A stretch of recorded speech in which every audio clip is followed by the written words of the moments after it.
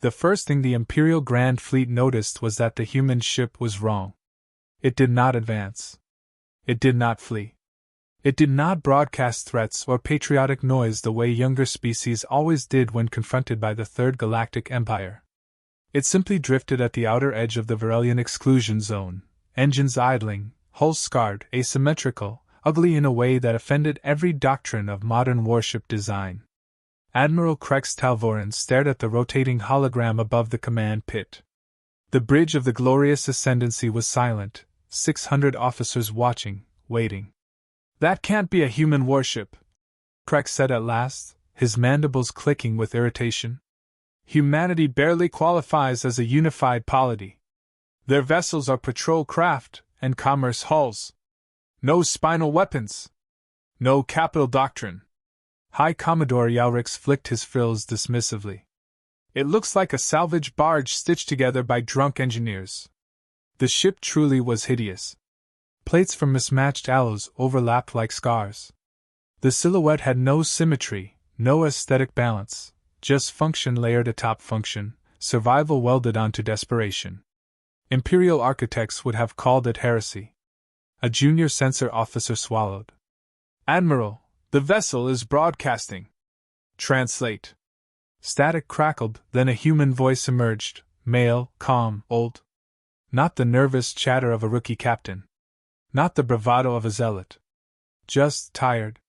"Galactic Empire Fleet," the voice said. "This is the UNS last call. You're trespassing in a quarantined human graveyard. Recommend you turn around." For a heartbeat, the bridge was stunned. Then laughter broke out. "A graveyard?" Yalrix barked. "Admiral, permission to fire a warning shot. Let the primates understand where they are." Krex raised a clawed hand, silencing the room. His eyes remained fixed on the hologram. "No," he said slowly. "Scan them. Fully." Sensors swept the human ship again and again. "No active shields," the officer reported, confusion bleeding into his tone. "No weapon charging signatures. Power output is minimal. It's barely above life support thresholds." Krex's frills tightened. "Open a channel." The human's image appeared, grainy but clear enough. An older male, gray beard streaked with white, deep scars across one cheek. His eyes were sharp, not fearful, not defiant. Assessing. "You address the Third Galactic Empire," Krex intoned. "You will power down and prepare for boarding." The human sighed, as if this was inconvenient paperwork. "Yeah," he said.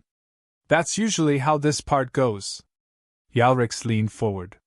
"You will show proper respect, human." The human's lips twitched. "Respect's expensive these days." Krex leaned closer. "You are outnumbered 100 to 1. You have no tactical leverage. Surrender." The human captain looked off-screen briefly, as if listening to someone else. Then he leaned back into view. "Before we do that," he said, "quick question. Did you scan the space behind you?" The bridge temperature seemed to drop. Krex's eyes narrowed. "Explain yourself." Instead of answering, the human tapped something out of frame. The last call's engines flared, then went dark. All power signatures vanished at once. "They've shut down," a sensor officer said. "Total blackout." Yalrix laughed. "They yield." Krex didn't return the laugh. "No species survives by surrendering that fast," he muttered. Then the stars behind the Imperial fleet disappeared. Not eclipsed. Not occluded. Gone. Space itself dimmed, as if someone had drawn a curtain across reality. Sensors spiked, then screamed incoherently. "Multiple mass readings!" an officer shouted. "No, hundreds! They're emerging from null space." The darkness unfolded. Massive shapes drifted into visibility, colossal, armored constructs the size of cities, their surfaces pitted and ancient. They did not move like ships. They floated with the stillness of tombs. Coffins.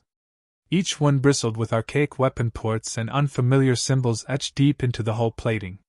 No energy flares. No shield harmonics. Just presence. Krex felt something cold settle into his core. "What are those?" he whispered. The human's voice returned, now echoing through every speaker on the bridge, layered and resonant. "Told you," he said softly. "Graveyard." The coffins ignited as one. Not with bright imperial brilliance, but with deep, bone-white light that bent around itself. Space rippled. Gravity screamed. The first volley erased 3 imperial cruisers without explosion or debris. They simply collapsed inward, crushed into nothing by localized gravity wells. "Return fire!" Krex roared. "All batteries!" The Grand Fleet answered with annihilation, plasma lances, antimatter torpedoes, gravitic shear beams. The void became a storm of imperial might. The coffins did not evade. They absorbed it.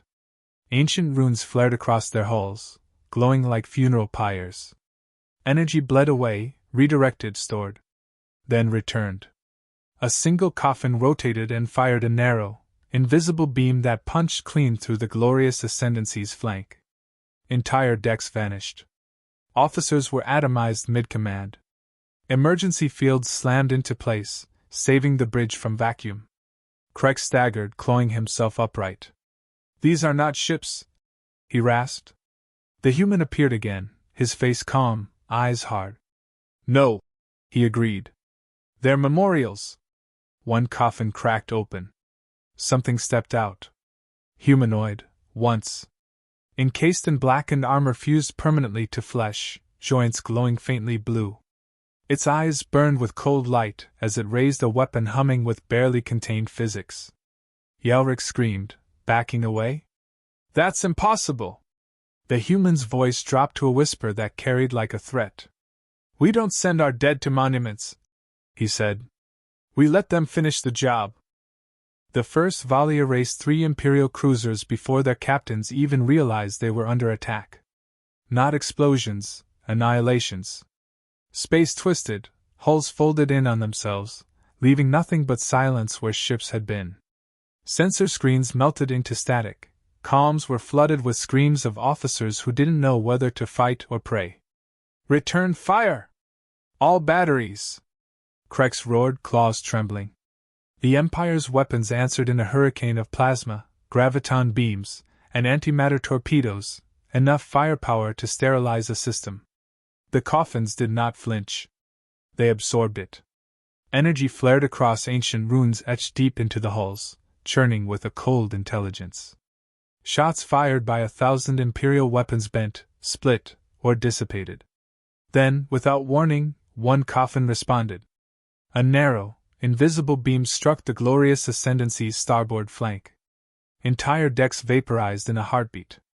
Officers, weapons, command consoles, all gone. Emergency fields clamped down, sealing what remained.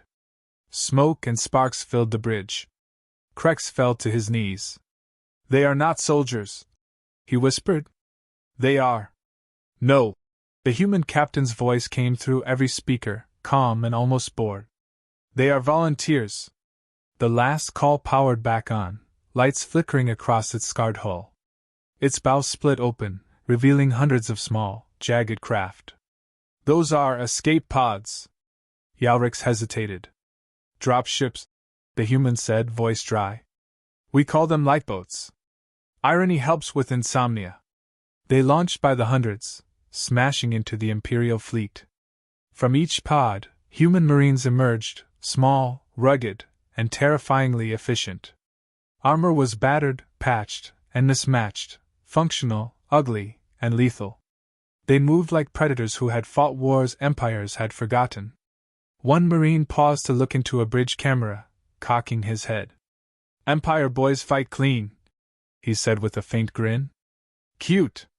Then he vented the deck he was standing on directly into space. Screams, alarms, and the sound of twisted metal followed him, but he stepped back onto a detached hulk as if nothing had happened. Krex watched as revenants, humans or something more, moved aboard Imperial vessels, weapons humming, boarding parties leaving carnage behind them. They were methodical, surgical, unrelenting. Not soldiers trained to fight honorably. Hunters trained to finish old debts. The Grand Fleet faltered, confused and terrified. Their formations dissolved as if gravity itself betrayed them. Systems overloaded, shields collapsed, and gravitic fields flared uncontrollably. A coffin cracked open near the flagship. The figure that emerged was larger than any human, blackened armor fused to scarred flesh, eyes glowing icy blue. It did not hesitate. It walked on to the glorious ascendancy, its boots bending gravity beneath it. Officers who tried to fight were vaporized or flung into space. "This is impossible!" Yalric screeched, stumbling backward.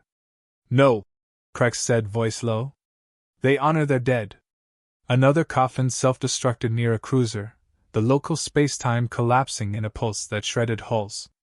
Human Marines leapt from the last call, boarding abandoned or crippled Imperial ships, their small arms and improvised explosives decimating crews that had been trained for centuries. The human captain appeared on all remaining channels, calm, collected, almost regretful. "You are fighting our dead," he said. "Every coffin out there carries a crew that didn't make it home. We waited. We remembered. And now you will too?" Krex's mandibles trembled. "Authorized actions, from centuries ago." "Yes," the human said. "We waited until you forgot. Until your arrogance blinded you to the cost." Imperial officers scrambled to regroup, but every move was anticipated. Every strike was countered. Every retreat was anticipated and blocked. Humanity's strategy was not conventional. It was something older, something smarter, vengeance encoded in metal, biology, and physics itself. And all around the fleet, the coffins continued to move, releasing Marines, closing corridors, and methodically dismantling an empire that thought itself untouchable. In the middle of chaos, the human captain leaned back, taking a slow sip from a metal flask. "Calm. Casual. Empire boys fight clean," he murmured again. "That's cute. But clean gets people killed." The fleet understood it then, not that they could act on it. Humanity did not fight like other species. Humanity survived. Humanity remembered. And humanity's graveyards were never empty. The Empire had never lost a fleet. Not truly. Not in living memory. There had been setbacks, defeats spun into political victories, battles rewritten in propaganda. But this was different.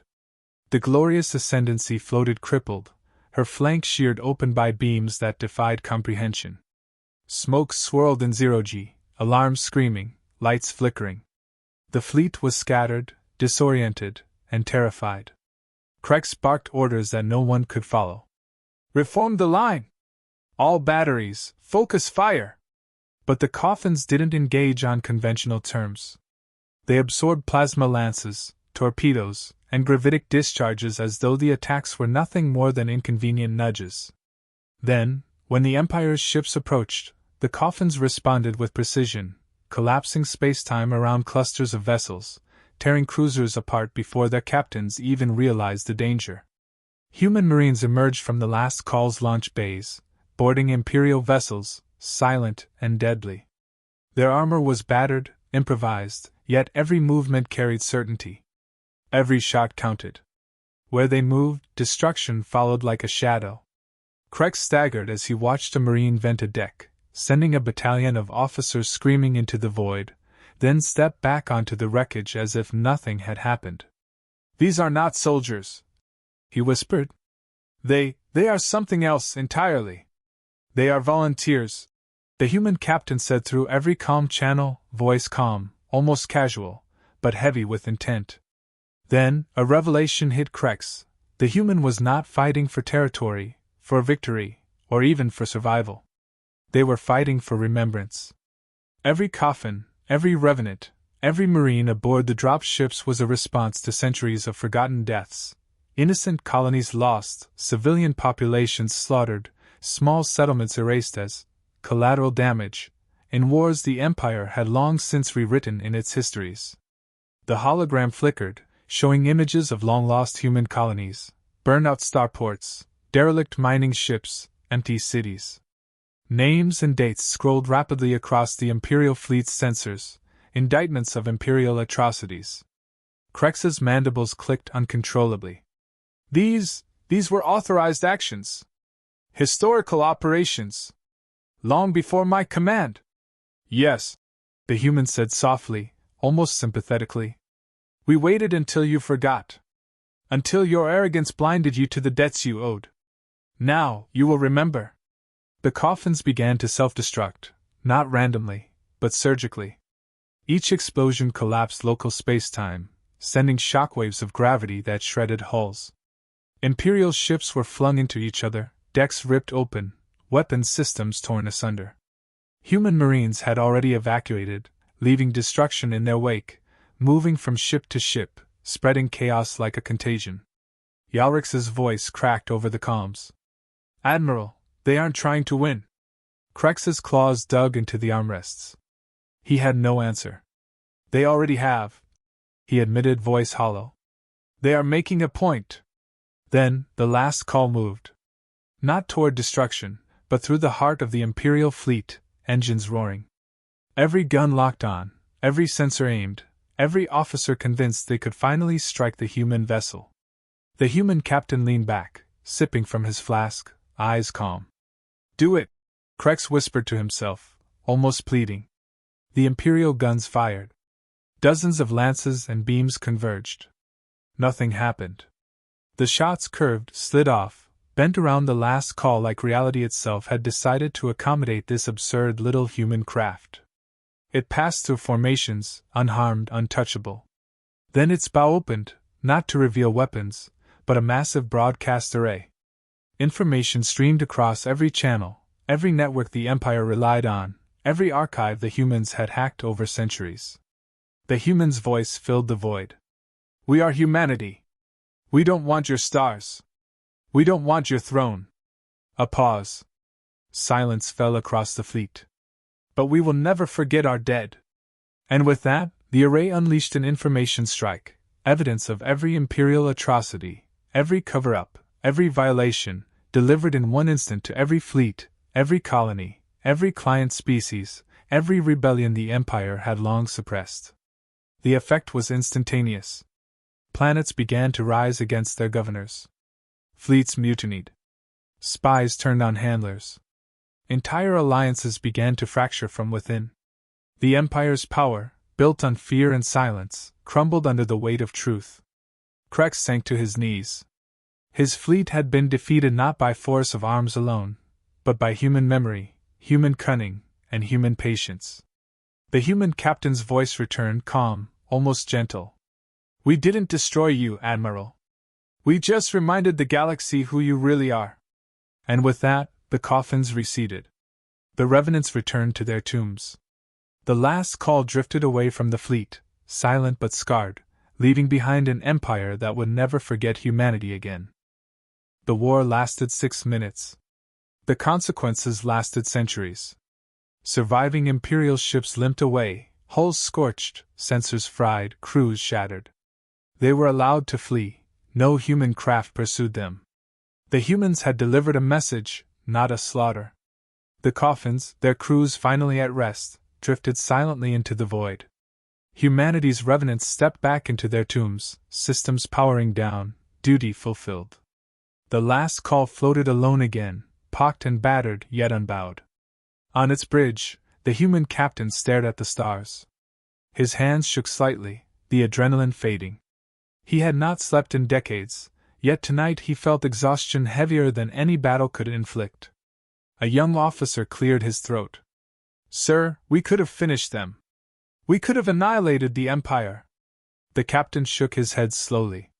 Yeah, he said. We could have. Then why didn't we?